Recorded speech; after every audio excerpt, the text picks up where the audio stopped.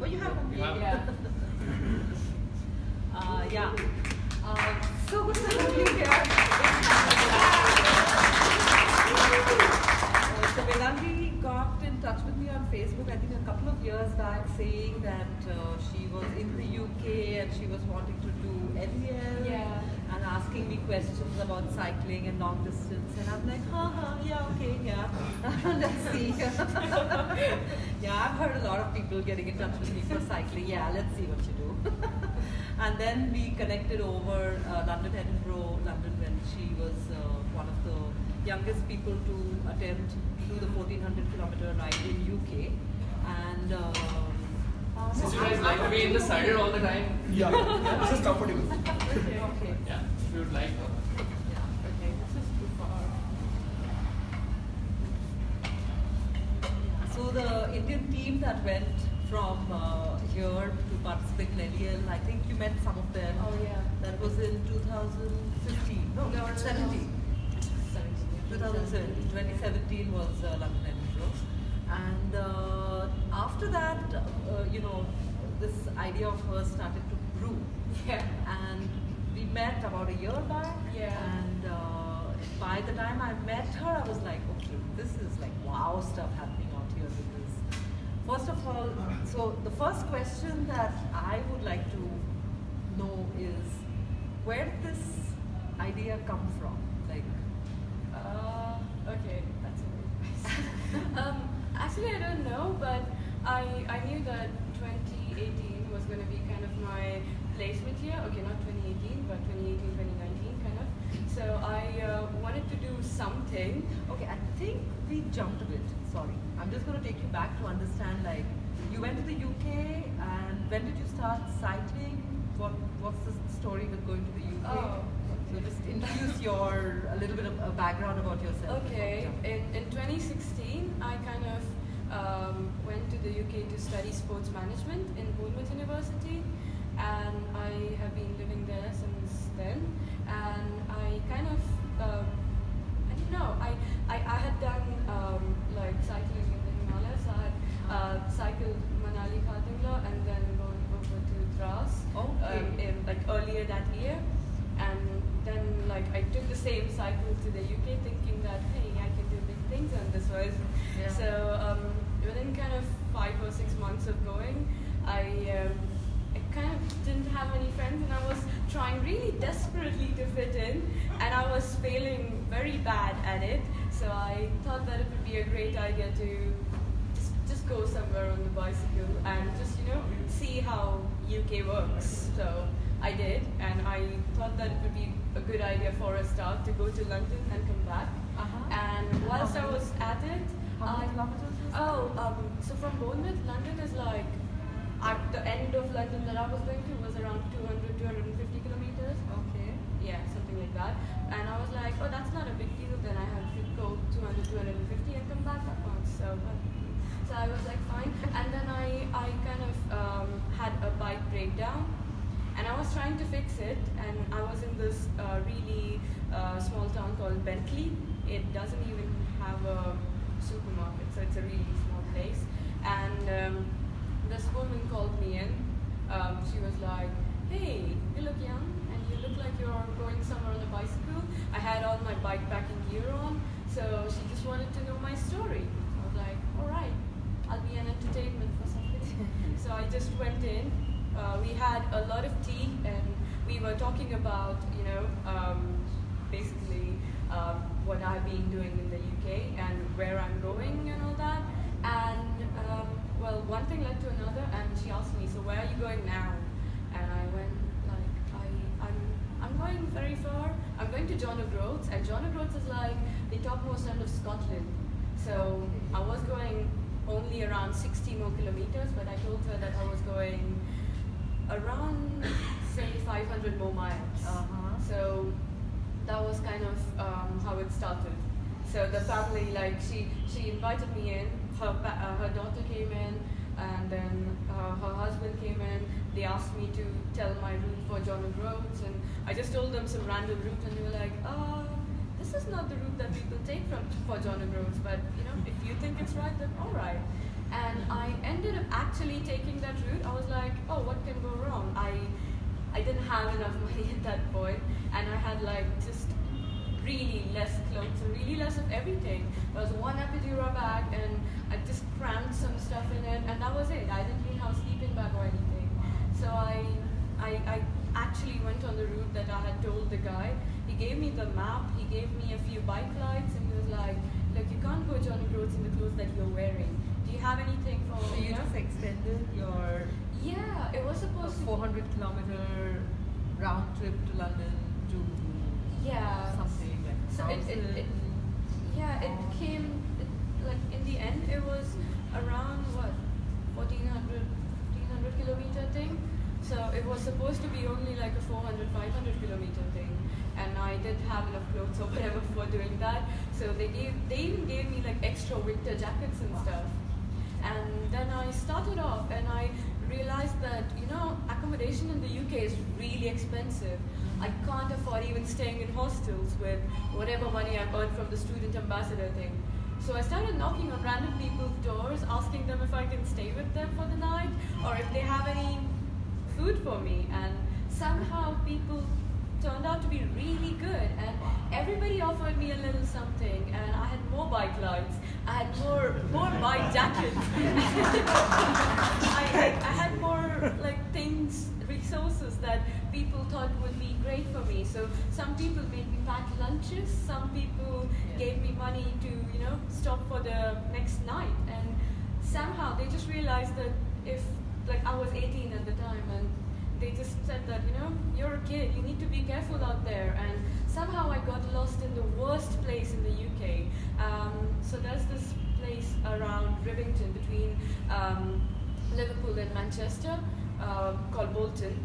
I mean, Rivington is like a reservoir over there, but Bolton is kind of, it has like the second highest crime rate after London. And I didn't know what could go wrong because I didn't know about the place. So I just got lost there. I was like, okay, and now all my lights are dead because people gave me lights. They didn't give me the chargers, and I didn't have my own charger. Something got lost and all that. So I ended up meeting another family when I was in desperate need, and it turned out that their daughter had worked, had played a role in Dangal, the film. Oh. Yeah, she was a wrestler in Dangal, and I was just like, oh, small world, this traveling thing is good. And all of that happened because I was going alone and because I just tried to mix up with people, and I wanted to know how UK works. So that's how I came to know that, people are nice wherever I go. And I knew that London was coming up, and yeah, that's how it started. That's where I went, and I failed really bad at that as well. I dislocated my knee, and I was like, oh, how to fix this? And I had learned some stuff from Google. I didn't want to get disqualified. I was really scared. I mean, that's always there. You're scared of failing, right?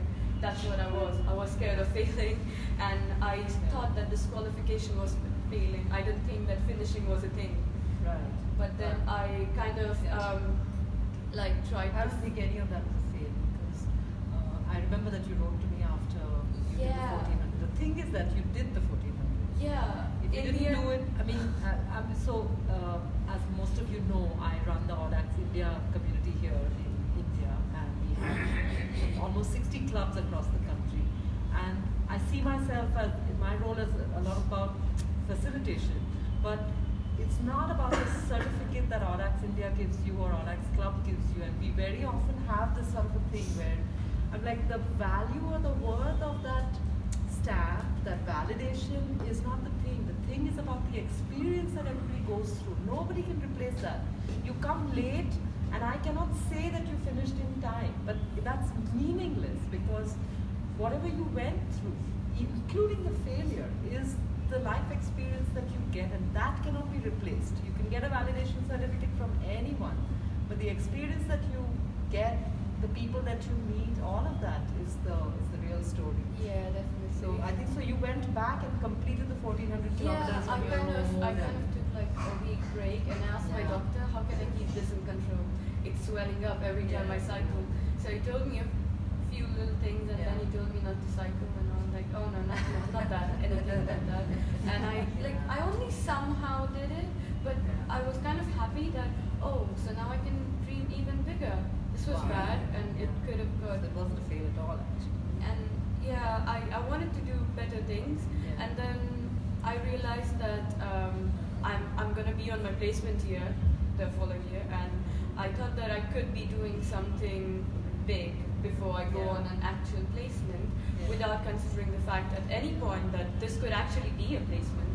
So I didn't know that this was a thing, but then I just kind of started looking into things, and suddenly I went, hey, there's nothing bigger than cycling actually like around the world. And what's more, I could actually go for a world record. And I started preparing for going around the world in the fastest women's time. So the fastest women's time then was 144 days. Now it's 124 days. And I wanted to break the 144 days thing, but then I wanted to set myself an even bigger benchmark, and I was like, what if I do it in 100 days? And I kind of was intrigued. I was like, you know what if somebody can do that? Because I then realized that Mark Bowman, the guy who cycled around the world in 78 days, he was going to have this talk in Kendall Mountain Festival. It's in Lake District, Kendall Lake District, and I thought that, you know, what if I cycle from Boulder to Kendall? That might get him to definitely talk to me about his bike tour. So I ended up going there, and it took me like, let's not get into the numbers. I went there in like a timing that I thought I could never crack. So it was really, it was a great confidence boost that I could, you know, crack that benchmark, or the fact that I couldn't sleep for 20 hours and still be riding. That was like a big thing for me, and I was so happy. And when I actually, I really I love the way you talk about like 400 kilometers and 1400, and I say, whatever, you know, I just got on my bike and I did 1400 kilometers. Oh, it's actually not about that. It was because I realized that the people on the roads were really good to me when I first did it. So I had that reference, and I knew that people are always going to be good wherever I go, and that just made me want to go, you know, further, faster, wherever I wanted to. And so I went there to meet him, and he ended up giving me a guest ticket to his talk, and then he introduced me in front of like several people, and I was like, oh, okay. So now that I've said this to him, and now that he has said this aloud to many people, I am doing it. And he even mentioned the 100 days thing, so that was like, okay. And so that was how it kind of got finalized. And there's another adventurer, British adventurer called Sean Conway. He was there as well, the one with a massive ginger beard and whatnot. And so I was just having a few drinks with Mark and Sean, and they just kept telling me that, so anywhere else, I would have thought that people would have said, are you crazy? You're 19-year-old. Why wouldn't you wait for a few years to go for any kind of record? And Mark and Sean, both of them, they could just got me more drinks, and they just went, you know what? You go for it. You're made for this. And they just got more excited than I was about something that I was planning, or even thinking of planning. And that's where I realized that nobody's really saying that you can't do it. It's just in your head. Like, I was the one who was telling myself that people will think that you will not be able to do this. But when I actually spoke with people about this, people were really encouraging, and everybody wanted me to do it in 100 days, and that was really good. So that's how I kind of started dreaming bigger about this. I'm kind of even happy that I managed to get to the halfway mark in 55 days. Whatever it was. But then that's where it started. And like after Kendall, I properly started training, because then I knew I could do a certain amount of distance in a certain amount of time, or the fact that I could not sleep for a certain amount of time, or the fact that I could not have slept and still be fresh to talk to people after that. So And all that gave me confidence. And for sure, there's already a big base of confidence that you can actually do this and face whatever comes up and sleep wherever you have to. Oh, that's a great, because sleep wherever you have to. Right. Because that's what you end up doing. Oh, when you yeah. have to go. And So I think I don't know. So when I first met you at my place, about a year back, maybe? Oh yeah, it was exactly one. Yeah. And you were talking about this and about the people you met, and I think by then you had connected with a fair amount of the community that does the bikepacking, yeah, right? I had in the UK. Right. And it's the one thing that really struck me was this, that here's somebody who's just prepared for whatever comes up, whatever kind of adventure, misadventure, because that's what you need, right? Yes. I have crossed 3,200 kilometers in 87 days. Very nice. Four states I have traveled. That is in India. Maharashtra, Madhya Pradesh and Gujarat. Lovely. Yeah. I think I just I am doing social work for Federation of Organ and Body Donation. So I have crossed from Nasik to Nagpur and Nagpur to Baba Ambed Anandwan. That is 1,200 kilometers. And last year I have crossed from Mumbai to Goa, 840 kilometers Yeah. for Federation of Organ and Body Donation. Very nice. So, That's so many at the age of 69, I am running. wonderful.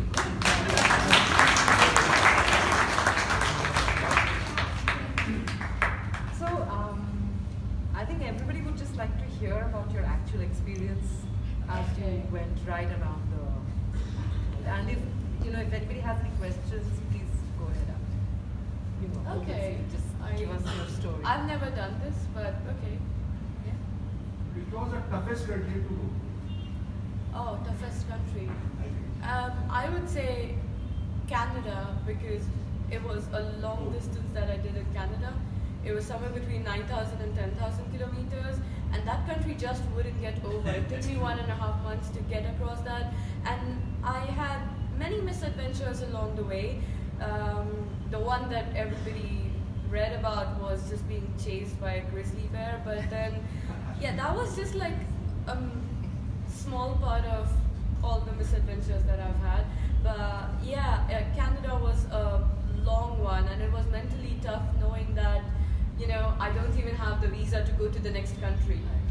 And I still hadn't reached my halfway point. So my halfway point was at Ottawa, and it was like 14,432 kilometers. And I knew that in Australia and New Zealand, I kind of fell back.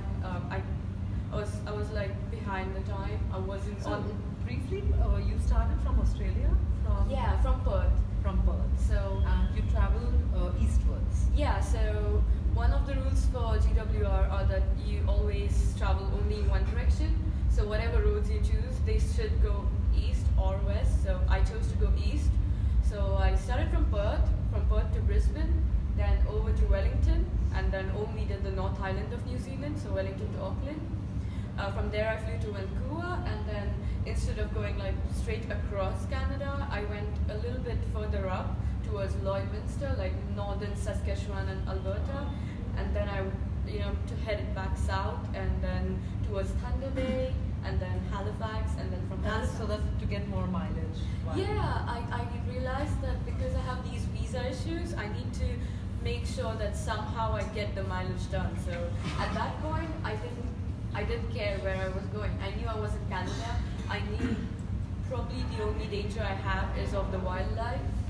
So I was kind of feeling really good about the thing that I was doing. So in Canada, I took all the risks that I had to. I mean, I even broke my toe in Canada, and it was really horrible. I couldn't fit my foot back in my shoe, so I had plastered it with what's it called, crepe band? Yeah. The bandage thing. I just plastered it a lot, and then I used to clip in with one leg and just keep other foot on the thing. But then at some point, I did go to a medical center, and by then it was a bit disfigured and of a strange color that nobody's toe should ever look like. You have a And- photograph of that?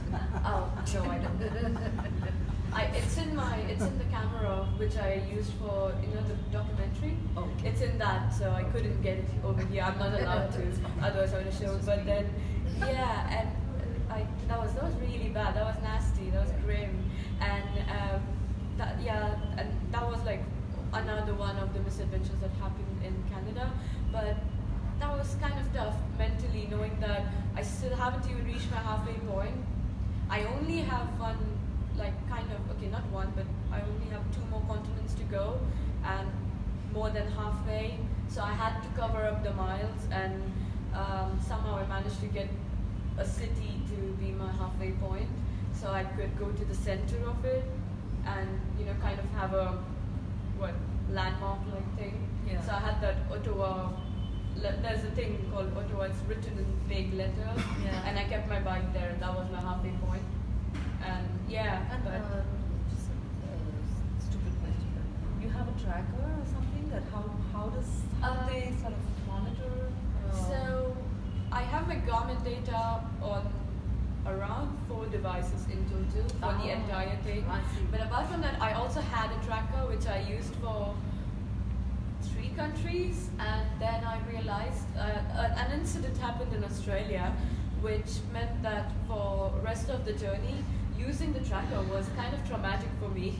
It was just like I realized that I am being watched, and that was like a big pressure on me that I really couldn't take, because I even got a few calls about people telling me where I am and people telling me where I will be in a few hours, and that was frankly very creepy. Like, I knew I was all alone out there, and I knew the only person out there to depend on was myself, so I just switched it off, and since then I did, like, I used to kind So of, that was a tracker which had like a public following. yeah, and then I took it off my website because, yeah, so I was just like, that's why every time anybody talks about track, I'm just like, oh, I'm so glad I removed it. But if you want to see my rides, I'll upload them, but don't ask me about the tracker. I see. Okay. So, yeah, so the Guinness World Records, those people, they need evidences in terms of a logbook. Okay. Then they need all the Garmin data, and they need quite a few signatures, receipts, and stuff from everywhere. So, but they don't require the tracking. Oh no, That that's was not mandatory. That's something for security if you want to do it. I'm just curious. Yeah, that turned the other way around. That was not quite security. Interesting. Yeah. So, yeah, that was that. Can you please ask questions so that I can try and talk? Okay. As we speak, actually, there's one on Facebook actually. Yeah. There was a small mention to it about the visa issues you faced in Canada. Any other countries wherein the Indian passport was some bit of a liability, or you could have had easier access to some countries, how it would have helped your life? Shashank has asked this over Facebook. Okay. So I mainly had visa issues in terms of going into the Schengen countries and then going to Russia and basically crossing the land border between Finland and Russia. It's not supposed to be a big deal, but for me it was, because I was going there in winter. And as of Schengen countries, I kind of figured that I couldn't apply for a Schengen visa from a country in which I'm on a tourist visa. So I was in Canada on the tourist visa, and in Vancouver itself, I kind of got lung infection because of smoke and everything. So there were forest fires, severe of them, red alert everywhere, but I still was kind of hoping I wouldn't catch anything, but I did. So I kind of felt sick, but then I thought I would go to the embassies and try and convince anybody that I get a Schengen visa, so that I at least know mentally that I have another country to, I get an entry in Portugal, and so that's kind of in a few embassies. For example, French embassy, I was kicked out of there. Like, I went there, I stood at the counter, I told them, I explained them the entire situation, and then because I had I had troubles breathing, because first I was stressed, and second I had got that stupid lung infection because of the forest fires, I just collapsed. The next thing I knew, I was standing in a lift with 2 really tall men who were taking me back down. They were like, "We're sorry, you got kicked out," and they were just like, I tried and smiled at them. I just tried and shrugged it off, but it kind of didn't work. I tried to just shrug it off, but anyway, so that was like a major thing to get my Schengen visa. Then in Ottawa, where I crossed my halfway point, and I was still on track to do it in 100 days, and I was still on track to get the world record at that point, and I had to still get my Schengen visa. Went to few more embassies. French embassy wasn't helping at all. Austrian embassy offered to You're help. taking the time out from your cycling and trying to get your target of 300 kilometers a day to do this as well.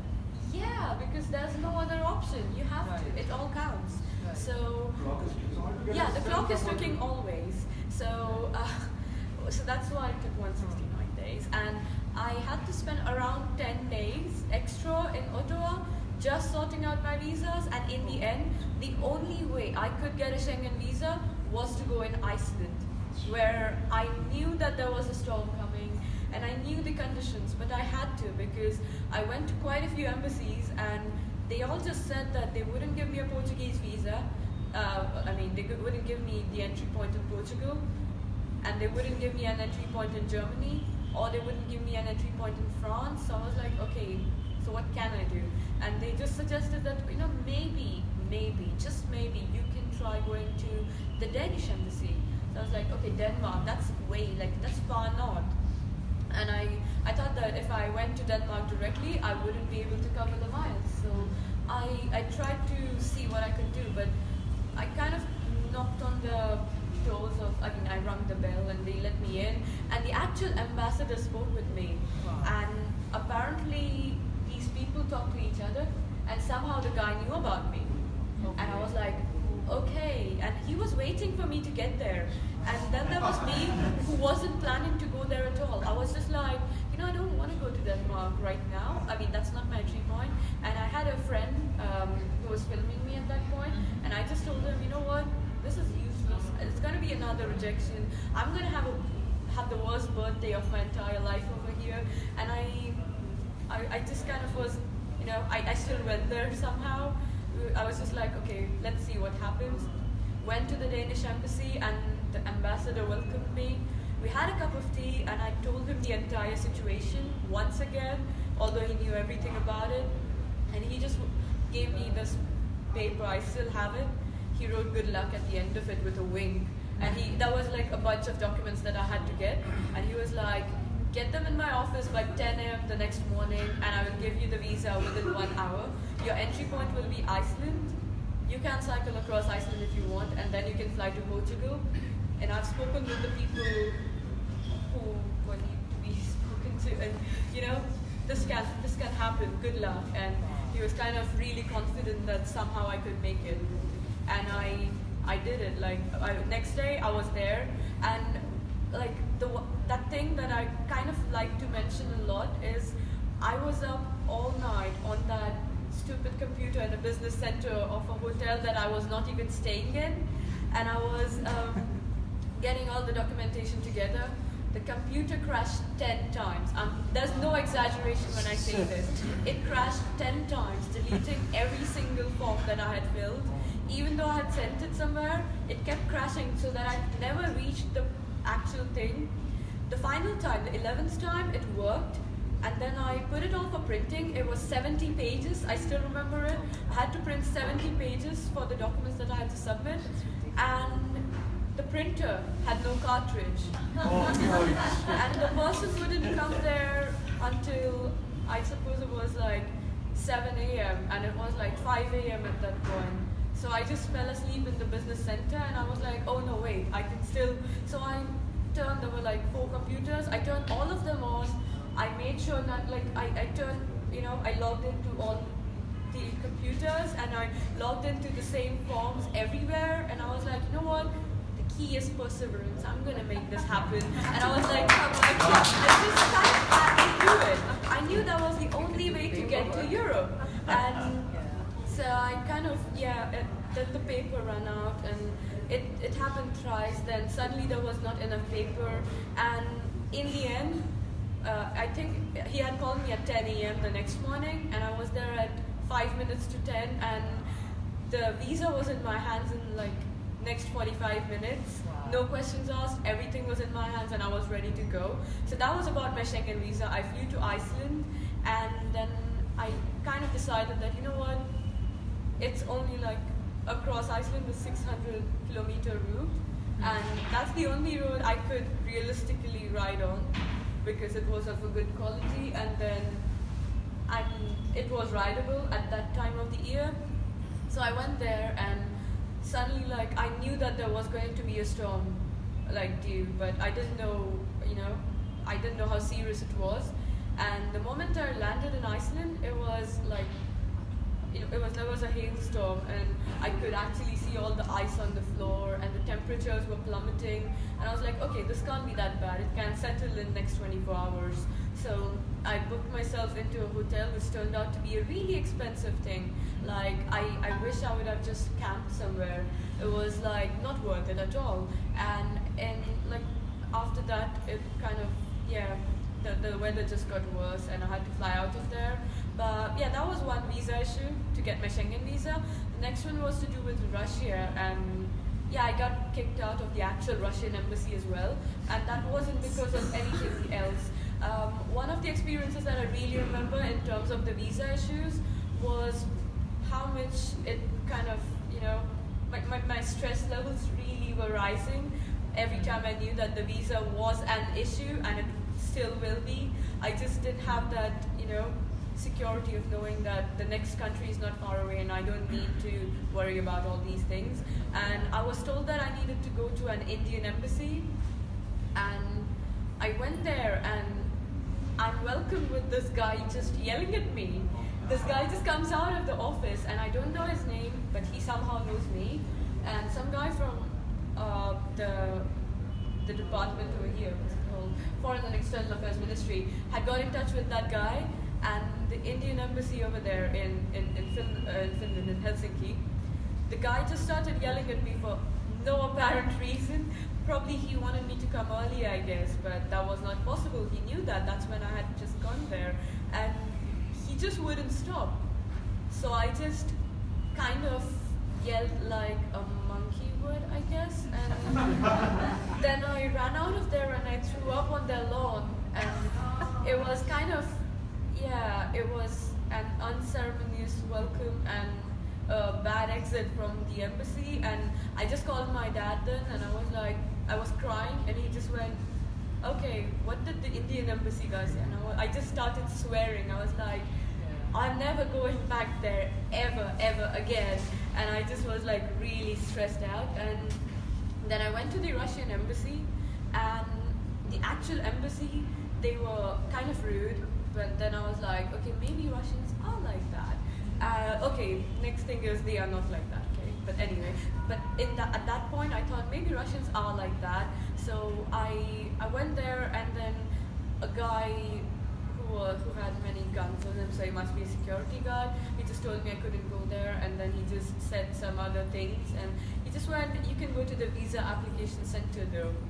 I went there, and there were a few Russian ladies who I just spoke to like they were my friends. They were amazing. They helped me out with the entire procedure, right from which documents I was supposed to get the next day, to how much money I needed to pay, to, and at that point my card didn't work, and then their card machine didn't work, and then the cash, they were not able to accept it. So we had a few more issues there, and then the woman just went, you know what, I'll pay for your visa. Oh. And I'm asking her for a visa on an emergency basis, so I just went, what? And she just went, yeah, you know what, you really want to do this, I will pay for you. This is a gift to you from Russia.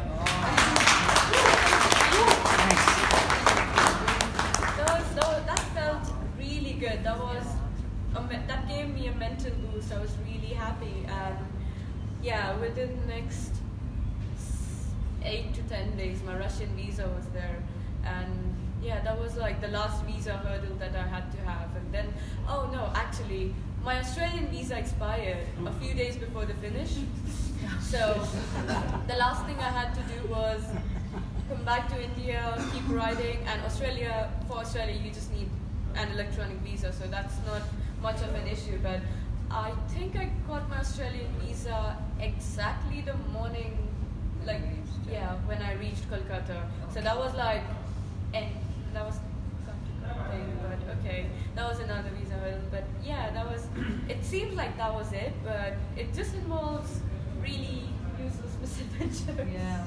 So I don't know. I guess I thought that that you sort of set up your visas before. Oh, you I had done that. Uh huh. And then like things happened. Like for Right. example, I had already started, and then I realized that my Schengen visa was valid for only a certain time. It had expired by then. Ah, Then my Russian okay. visa followed that. Oh, It I see. expired Oh, so too. you had the visas, but I they had the expired, so you had to expired. sort of. Yeah, I had the Oh, visas which okay. expired, Okay. and I got a lot wrong with my planning.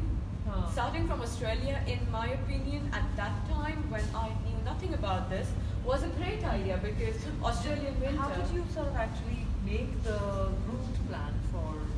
Okay, so I kind of knew that Canadian winter and European winter would be bad. So to avoid that, I decided that I will start from Australia, where there will be winter when I start. So I started in Northern Hemisphere summer in July. So and in Australia and New Zealand, I encountered winter, and then it was summer in Canada. But then Canada took a long time, so it was already autumn in Europe. And then because I got bumped in Spain, and then that kind of delayed the entire thing.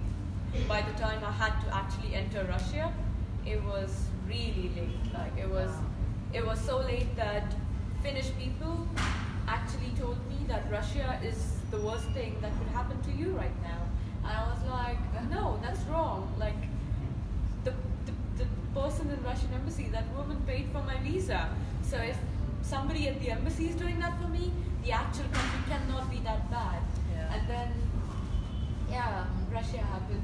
Yeah. It was really cold over there, and I was really serious when I said that I don't want to spend on hotels over there. Yeah. So I kind of tried and camped everywhere, and I like by experience by then I had known that I can push myself if I let myself, like I don't know how to phrase this, but I kept telling myself when I was marked that, if I keep pushing myself, my health will get worse. And that's why I wasn't pushing myself that far. And then suddenly a friend of mine who lives in Helsinki, he told me that he's going to be there for a week. And I was supposed to do this distance from Brussels to Helsinki in 2 weeks or something, or from Paris to Helsinki. And he said that he's going to be there only for 7 to 10 days. He didn't specify anything beyond that. And I just went, oh, I want to see him. I haven't seen him for a while. And then he kept calling me every time, and he kept asking me how my progress is. And I kind of got confident that, you know what, somebody wants me to go faster. Somebody doesn't want me to give up. And that was enough. That was like an ember for the slow version of me to get back into the game and start riding big miles again. So I managed to do that in a week from Brussels to Helsinki. That was what? It was between 1700 to 1900 kilometers. So just want to try and visualize what your days were like when you were not doing the paperwork. So in between visas, when you had a long stretch of riding, what was your routine? What was the sort of My routine. Okay, let's not start from day one because that was when it was just, I was still setting it. But in Canada mostly, where I liked my routine the most was waking up at a gas station and having a cup of coffee, which was really cheap over there, and I was a happy kid. So I had loads of coffees right in the morning at the gas station, and it used to be around 3 or 4 a.m. because I was just like, why not? There's nobody on the road. And I used to then set off, and I aimed for riding for 4 hours, and then I tried and stopped for 15-20 minutes, and then sometimes it got extended to half an hour, 35 minutes. But then I tried to get into that 4 hours and then sometime off, 4 hours and then sometime off, that schedule, and somehow it worked for me. And I used to not stop for lunch but have it on the go, because I realized that after cycling so much, when I stopped for lunch, I ate something and then I just fell asleep wherever I was. I just didn't realize how the time went. And there was this time when I actually fell asleep for good 5 hours at the lunch. And then I had to ride through the night to kind of, Make up for it. yeah. So that's that. I kind of tried and set my schedule according to that. So I didn't just stay in gas stations. I also So how many hours did you ride every day, and how many hours did you get to sleep on an average? tried riding for 16 to 17 hours. Okay. Yeah, And how many hours would you get to sleep then in the night? I so for first 3 weeks I was sleeping for 5 hours, and then I realized that I'm not needing sleep more than that. So I started reducing it, seeing what happens if I do 15 minutes less, and then somehow I realized that there were days when in Canada where I actually did the biggest miles that I had ever done in my entire life. So there I realized that 3 hours proper sleep was working out. And so that's how. So how many kilometers were you covering on those days? So when I was kind of racing for the halfway point, there were days so usually I was trying to stick to 300, but then I knew that I was behind the schedule because I had to take 2 extra days in Vancouver for first visa procedures, and second to speak. I had to meet a few sponsors and things like that. So in the prairies, I tried to push between I was doing 400 on a few days. Then I tried doing 450 and I could only do 430. And then there were a few days, there were 2 days which I kind of remember that I had continuously done 450 and 450, but then I'd also got proper sleep in between. So I was kind of fresh when I had done that. And those were the happiest days, that I knew I was doing well, I knew the halfway wasn't far away, and I knew that, it's not bad, this is good. And then I met some of the best people as well, because there was this time, it was a town of Elkhorn, and it's in the middle of nowhere in the prairies, and it might not be, but okay, it is. It's in Manitoba, and I could see, I had just stopped for a quick coffee, and I happened to see the sunset because it usually was behind me.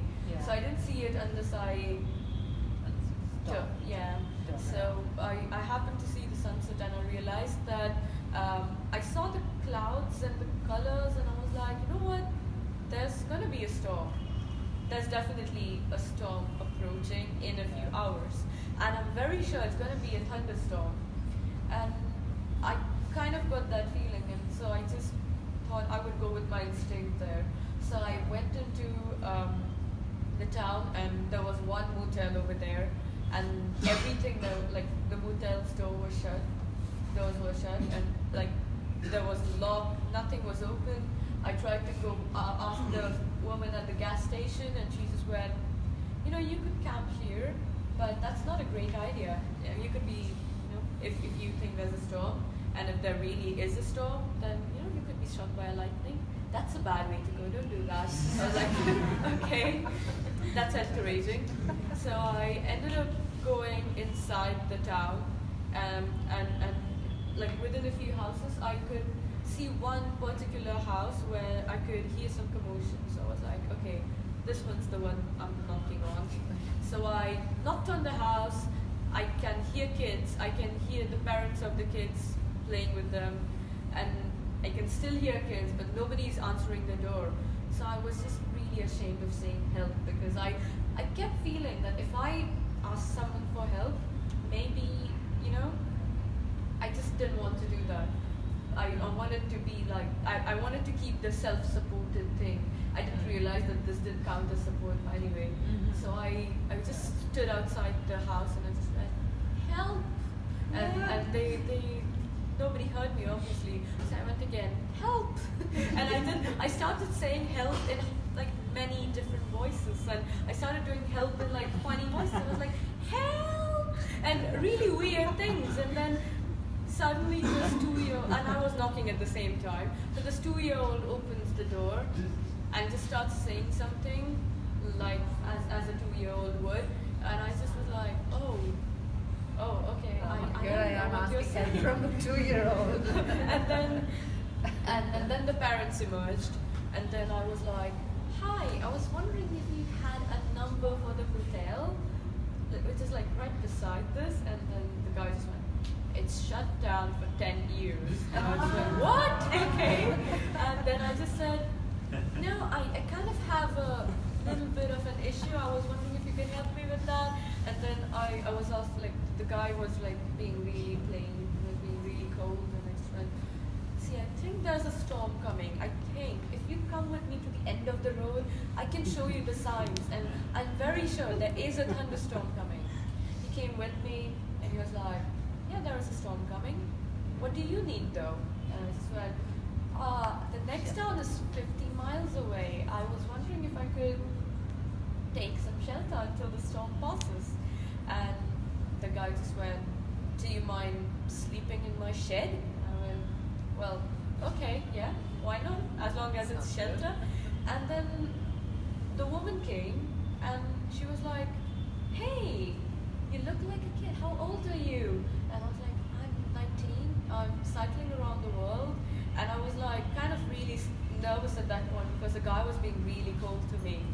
And I was being nervous, and I was nervously speaking what I'm doing and how much I cycled and whatnot. And she just went, and she looked at her husband and said, honey, why didn't you invite her in? We have dinner.